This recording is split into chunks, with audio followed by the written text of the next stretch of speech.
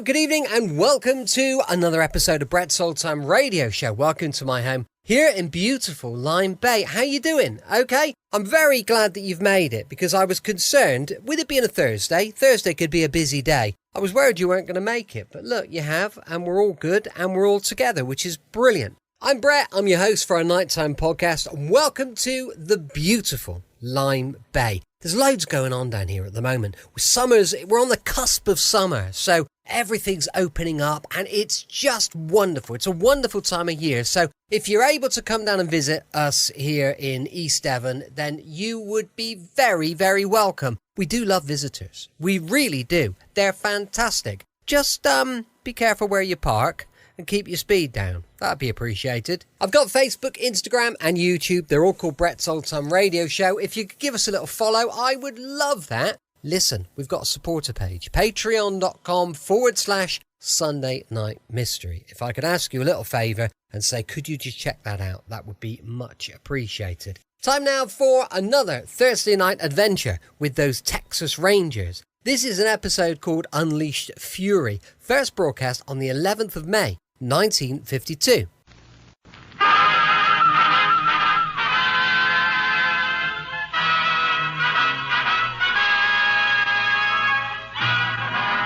Of the Texas Rangers, starring Joel McRae as Ranger Jace Pearson. Another authentic reenactment of a case transcribed from the files of the Texas Rangers.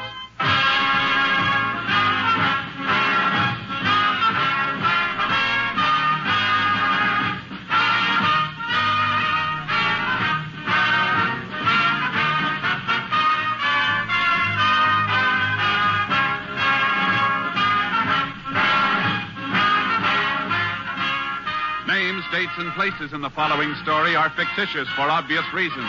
The events themselves are a matter of record.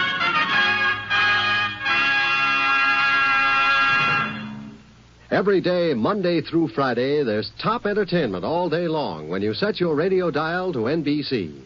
Listen for Double or Nothing, and you'll hear one of radio's funniest quiz shows. Yes, Walter O'Keefe consistently comes up with great comedy entertainment Monday through Friday on Double or Nothing. Listen, and you'll agree. And then there's the program with a heart, Strike It Rich.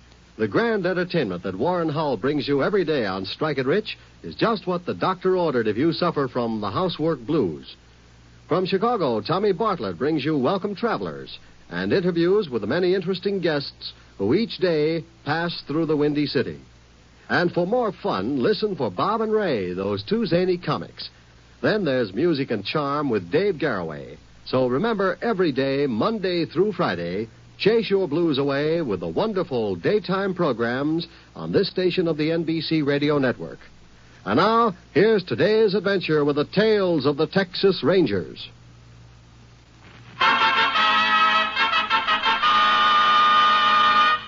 And now, from the files of the Texas Rangers, the case called Unleashed Fury.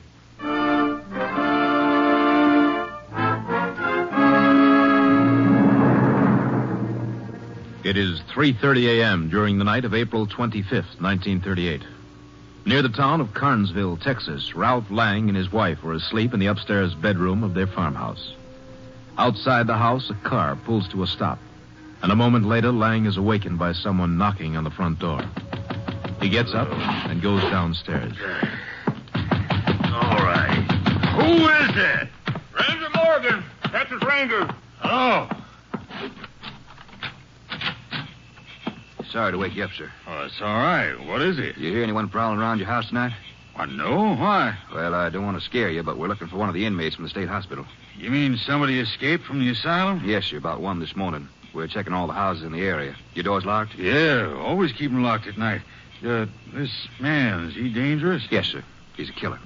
I see. I'll have to move on now. Just make sure you keep your doors and windows locked. And let us know if you see or hear anything. I will. Thanks for warning us. Who is it, Ralph? Nobody, honey. You go back to bed. Good night, sir. Good night, Ranger. Who was that? Texas Ranger. Well, what do you want? Nothing, honey. That ain't so. What's a ranger doing around here this time of night? Now, Jenny. What is it, Ralph? What's happened? Nothing, I tell you. Just some fella got out of the hospital. Rangers are looking for him. Why'd they come here? They're checking all the houses around here. Just wanted to know if we'd seen him. Ralph, I'm scared. Now, honey, there's nothing to worry about. Let's go back to bed. I think you ought to look around the house first. What for? We keep our doors and windows locked. He can't... Please, Ralph. All right, honey, all right. But there ain't a way he could have got in. Besides, if he did, we'd have heard him by now. All the same, I'd feel better if you had a look. Okay. Ralph, I'm scared. Now, honey, you don't have to be scared. Here, I'll switch on the living room light. Here, you see, not a soul. You better look in the kitchen. Well, Jenny, the kitchen door's locked. I'm not sure I locked it. Huh? I can't remember. All right. I'll go out there. Be careful, Ralph. I will.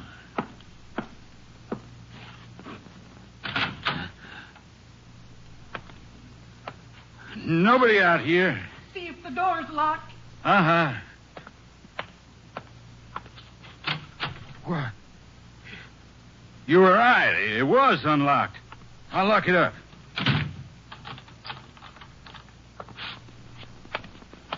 Now, I've looked. What do you say we go back upstairs and get some sleep? I'm still scared, Ralph.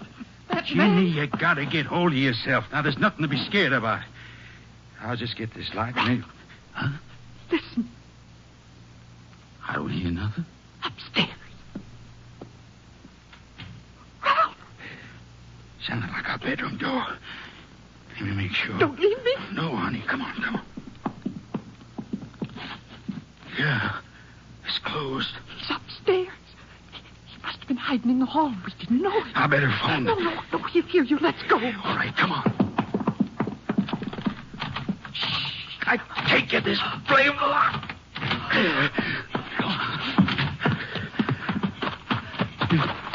Ralph, the light in our bedroom. It just went out. Yeah, come on, we get the car. What's the matter? The car keys, they're upstairs. Oh, what are we going to do? Ralph, the window. He's watching us. Come on, we gotta get out of here.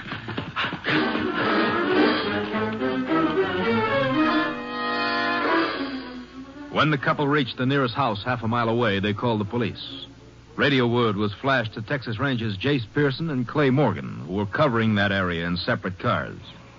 Ranger Pearson had just arrived at the Lang farmhouse when Ranger Morgan pulled up. Kate? Over here, Clay. I checked this place just 30 minutes ago. Mm-hmm. House is dark. He could still be in there. Let's go find out. Sure hope we get him fast. I have to think of a guy like this Charlie Brock wandering around the countryside. Yeah. Try the door. Yeah. It's unlocked. There's the light. I'll get it. It doesn't look like he's down here anyhow. Let's get upstairs. Stay on your toes. If he gets cornered, he probably put up a fight.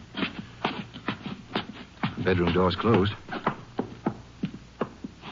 You hear anything, Jason? No. Let's go in. Easy. Not here. Reckon the Langs could have been imagining things? I don't think so. Look at this. Hospital clothes. Charlie was here all right. Probably helped himself to one of Mr. Lang's suits.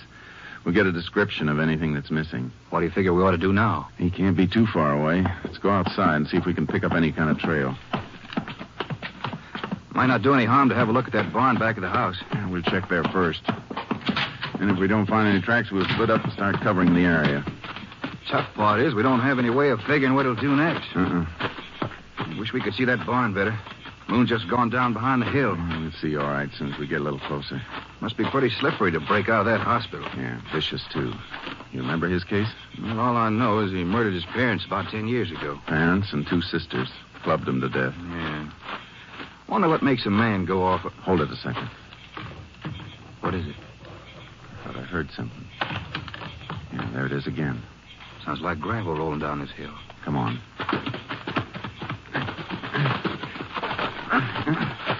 Jason, there he is. Stand on that ridge. You can see a silhouette. Hold it, Charlie! Afraid there's no use, Clay. He just went over the rise. How about that? They're the whole time watching us. He sure got nerve. More than that. Watch yourself when we get to the top. Yeah. And I'll be. Where'd he go? There's not a sign of him. He's got to be around somewhere. Let's keep moving.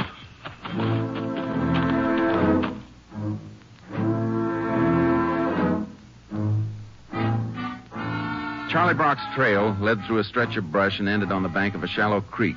Clay went back for our horses, and we continued to scour the area. By noon, we were convinced Charlie'd gotten away. We decided that the psychiatrist at the state hospital might be able to give us some information that would help in our search. We went there. Dr. Gallus showed us the window of the isolation room through which Charlie had escaped. He had sawed the bars with a piece of string coated with wax and scouring powder. Oh, it's unbelievable, Ranger. 3 heavy bars, and only that piece of string to work with. The patience of the man. How long was he in isolation, Doctor? About 3 months. Can't imagine why one of the attendants didn't notice what he was doing. It seems like he was pretty clever about that, too. Little bits of chewing gum on the ends of the bars, probably used to cover up his progress. Look at the way those bars have been out, Jace. Took a strong man to do that, even after they were sawed through. Yes, Charlie's strong. He's incredibly strong. Oh, that's my call. You want to wait here, Rangers? I shouldn't be long. Oh, we'll come along with you. We're anxious to get going as soon as we ask you a few more questions. Certainly. As I was saying, I didn't realize how strong Charlie was till we had to put him in isolation. What happened? Well, we had just admitted a young man to the hospital, school teacher. One day he was talking to Charlie. Now, something he said must have made Charlie angry. Did Charlie attack him? Yes, he did. It took 6 attendants to get Charlie under control. He almost killed the school teacher. Was that the first time you had trouble with him? Yes, he's always been very quiet, too quiet. We weren't able to do much with him in the way of therapy. What about his killing his parents and sisters? Were you ever able to figure out the reason for it? Yeah, it wasn't easy to get Charlie to talk, but we gathered they'd always made fun of him. He'd been taken out of school when he was 16 and still in the 4th grade. And his family didn't let him forget it. He was older than 16 when he killed them, wasn't he? Yes. Oh, just a second, Rangers. I have the key right here. Wasn't Charlie in his middle 20s when he came here? 24. Seems he ran away from home after he was taken out of school. He came back to Cedar Bluff. That's his hometown, 8 years ago. Well, after he'd been home only 2 months, he... Well, you know the rest. Uh-huh. After you, Rangers. Excuse me while I see what the call desk wants. Dr. Gallus, do you want me? Oh, just a minute. Desk has a message for either one of you. I'll take it, Jace. Ranger Morgan. Yeah, hold on. I certainly hope you catch up with Charlie soon, Ranger. So do we. Hello? He's dangerous. He's extremely dangerous. And completely unpredictable. Where? There's no telling when he'll try to kill again. But you think he will try to kill? I wish I could say no. Sorry, but, Doctor. We better get going, Jace. Who was it? Town marshal's office over at Rockville. Somebody spotted Charlie Brock at a schoolyard there.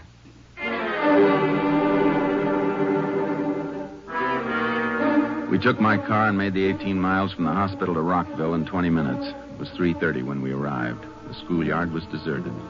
We began looking for the town marshal. We found his car parked 2 blocks from the school.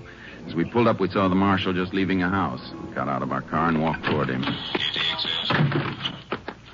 Howdy, Rangers.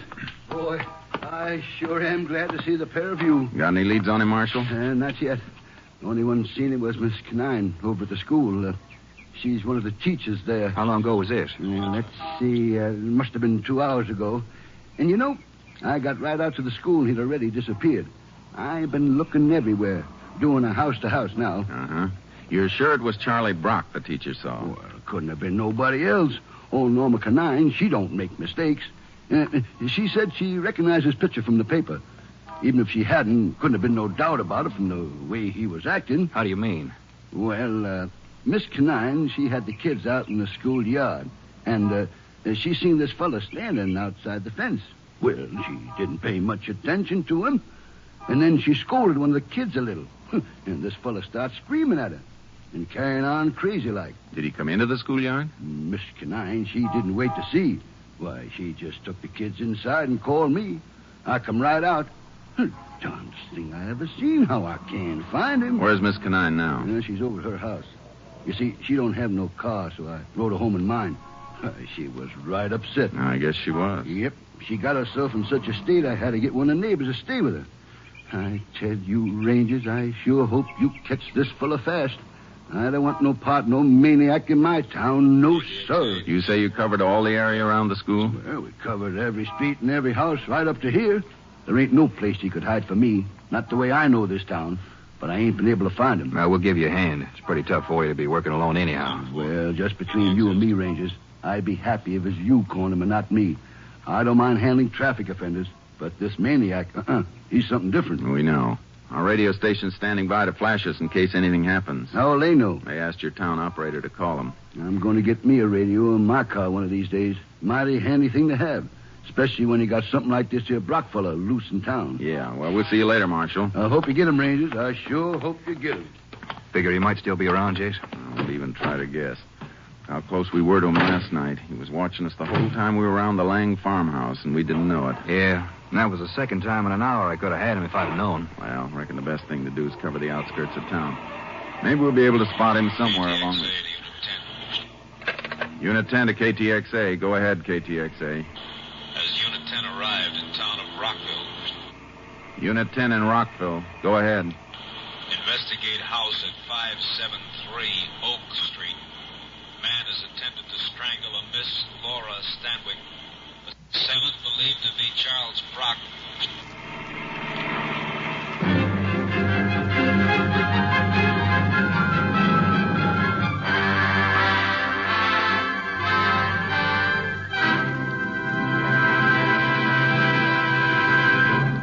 In just a moment, we will continue with Tales of the Texas Rangers, starring Joel McCrea as Ranger Jace Pearson.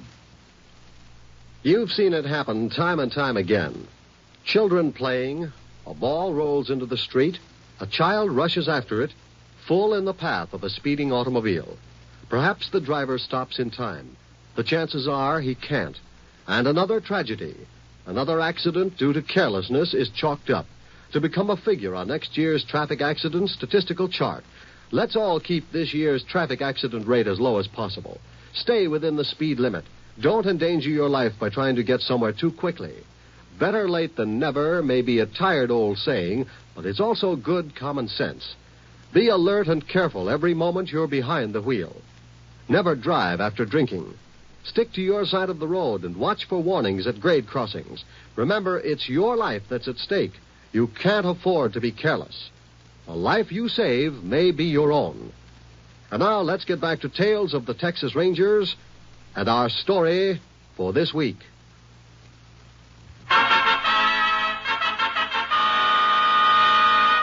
We continue now with Tales of the Texas Rangers and our authentic story, Unleashed Fury.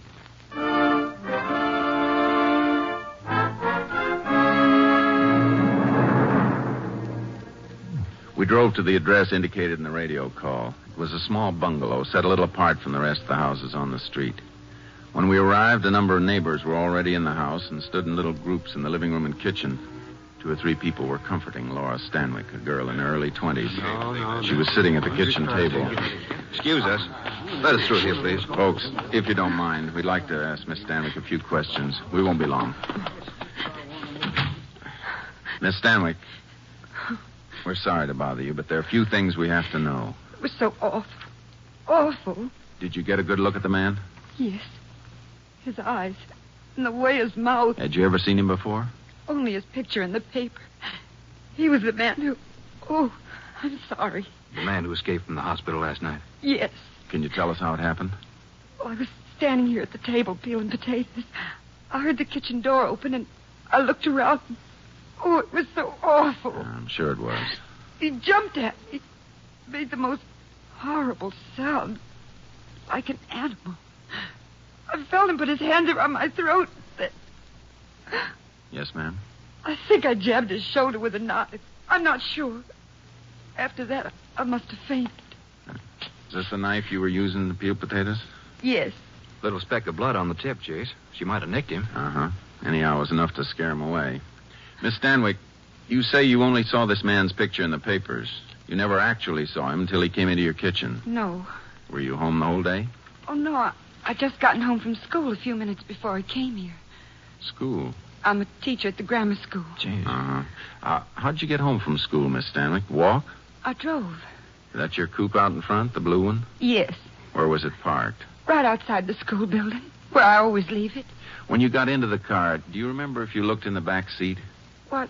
No, I don't think I did. Miss Go, she's the 4th grade teacher. She was standing by the car when I got in.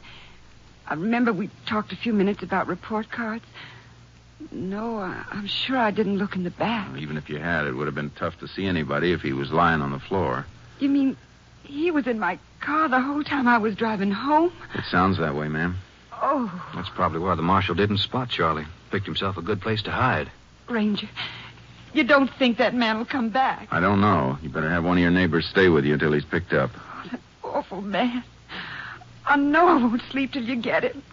Oh, please, Rangers, you got to get him.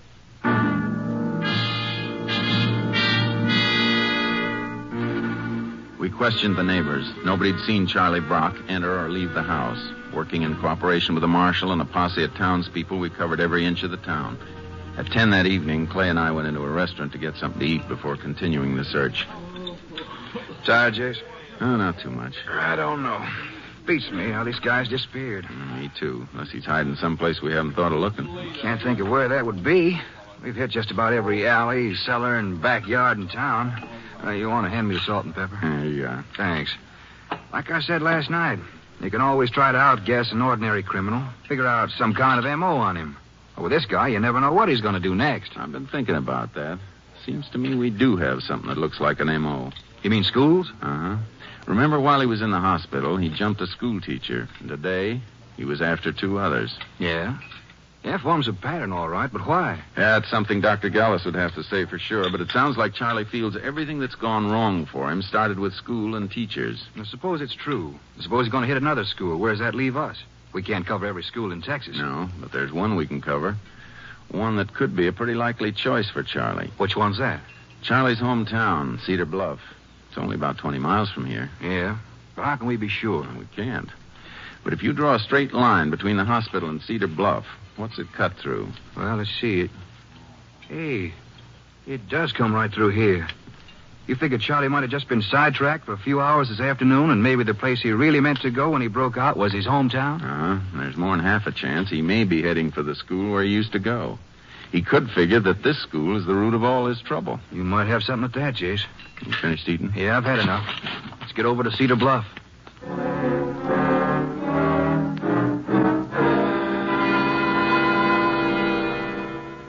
We arrived in Cedar Bluff a little before midnight and awakened the principal of the grammar school, a man named Dunn.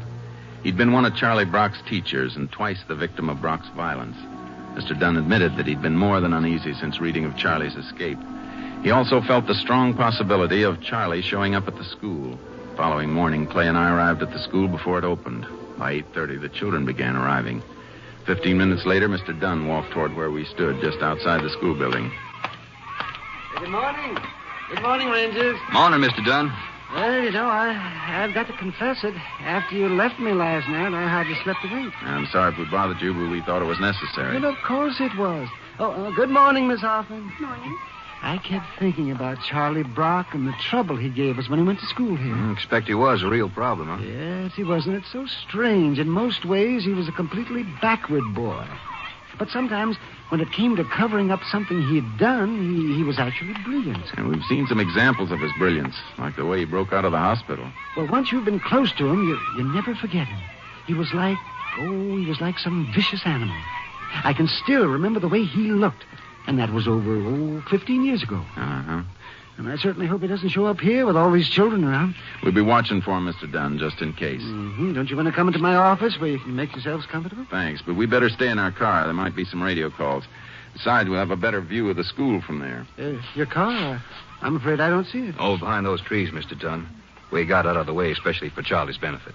Oh, yes. And call us if you want us. Well, thank you, but I hope I don't have to. We'll see you later, Mr. Dunn. Come on, Clay. Yeah. That Mr. Dunn reminds me of a teacher I had when I was going to school in Wichita Falls. Uh-huh. Hey, you hear that, Jace? Remember how there were days when you'd hear that bell while you're still 2 blocks away from school? Yeah. You started worrying because you were late and there was nothing you could do about it. Yeah, except start thinking of a good excuse. I wonder what goes on in Charlie Brock's mind when he hears a school bell ring. Yeah, probably thinks it's the end of the world. Could be you're not far wrong. Well, we better get in and settle down. We're liable to be here all day.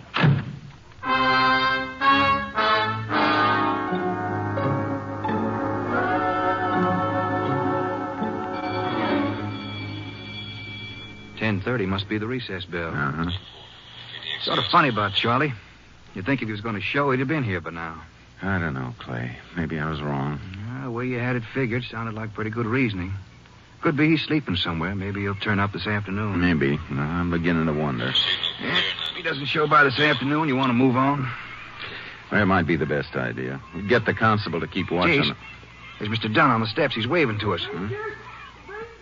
Looks pretty excited about something. Come on, let's go. Rangers, hurry! Hurry!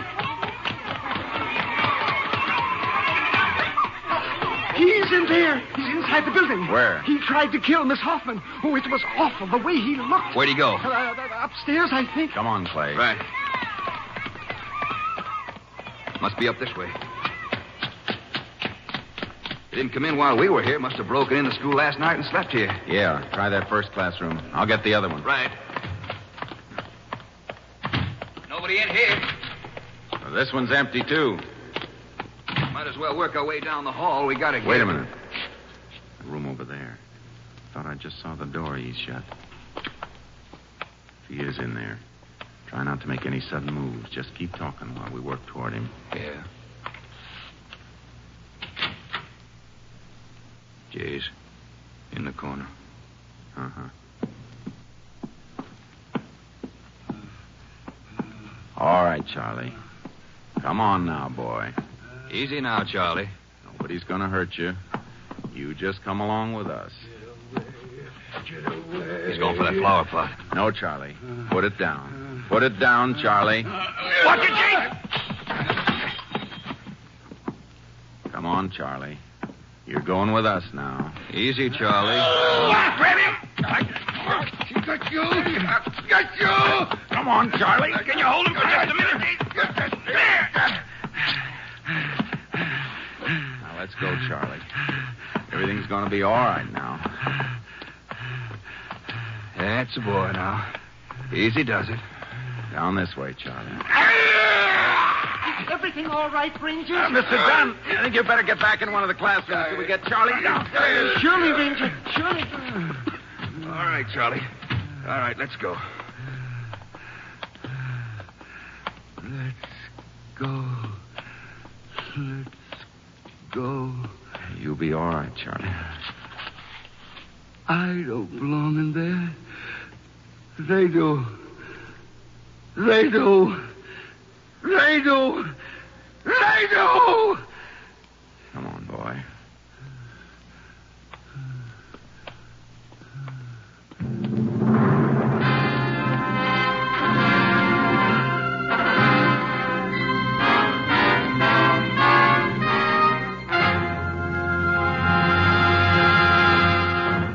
In just a moment, we will tell you the results of the case you have just heard. Later today, you'll find more great entertainment all lined up for you on this NBC station. Be sure to hear The First Nighter, starring Barbara Luddy and Olin Soule in a light comedy drama. Then it stars in Khaki and Blue, featuring talented members of the armed forces with Arlene Francis as your mistress of ceremonies. And be sure to hear the hilarious Phil Harris and Alice Faye show, featuring the comedy antics of Frankie Remley, Julius Abruzio, and Brother William. And remember, too, that Theater Guild on the Air will bring you Prologue to Glory, starring John Lund and Wanda Hendricks. Today's Theater Guild on the Air play is a story about Abraham Lincoln as a young man. Yes, Sunday is Fun Day on NBC because of the many fine shows sent your way to add to your listening pleasure. Later tonight, you'll want to hear Jack Parr and the $64 question as Jack asks the questions and gives away the money. So remember, for fine entertainment all the rest of the day, stay tuned to this station of the NBC Radio Network. And now, back to the conclusion of today's Tales of the Texas Rangers.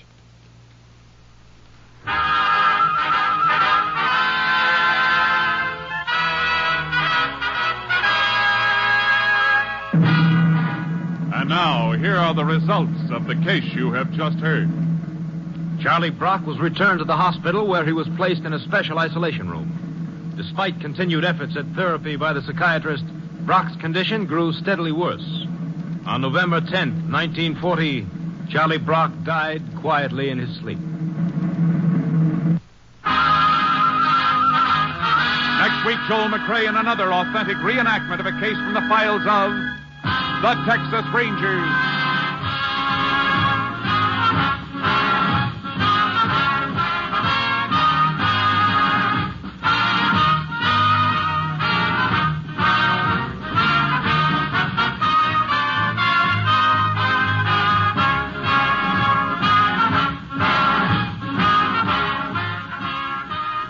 Joel McCrea will soon be seen in San Francisco Story, a Warner Brothers release. In the cast, you heard Herb Ellis as Clay Morgan. The role of Charlie Brock was portrayed by Harry Lang. Whitfield Connor was Ralph Lang, and Hope Summers was Ginny Lang. Howard McNear played Mr. Dunn, and Kay Stewart was heard as Laura Stanwyck. Technical advisor was Captain M.T. Lone Wolf Gonzalez of the Texas Rangers.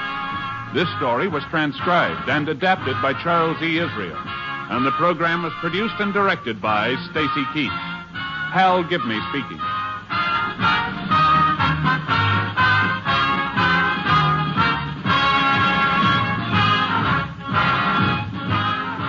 Next, it's The Chase on NBC.